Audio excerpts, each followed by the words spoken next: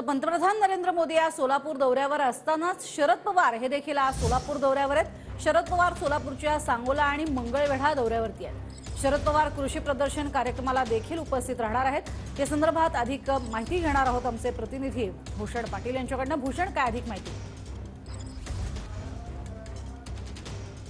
नक्कीच आज देशाचे पंतप्रधान नरेंद्र मोदी सोलापूर दौऱ्यावर असताना आज राष्ट्रवादीचे नेते शरद पवार हे देखील याच सोलापूर जिल्ह्यातल्या सांगोला आणि मंगळवेढा दौऱ्यावर असणार आहेत। सांगोल्यामध्ये गणेश रत्न कृषी प्रदर्शन, राज्यस्तरीय कृषी प्रदर्शन जे भरवण्यात आलं आहे त्याचं उद्घाटन शरद पवार यांच्या हस्ते होणार आहे। सकाळी आता काही वेळात म्हणजे 11 वाजता या सगळ्या कार्यक्रमाला सुरुवात होईल आणि त्याची तयारी आपण बघू शकतो पूर्ण झाल्याचं पाहायला मिळते।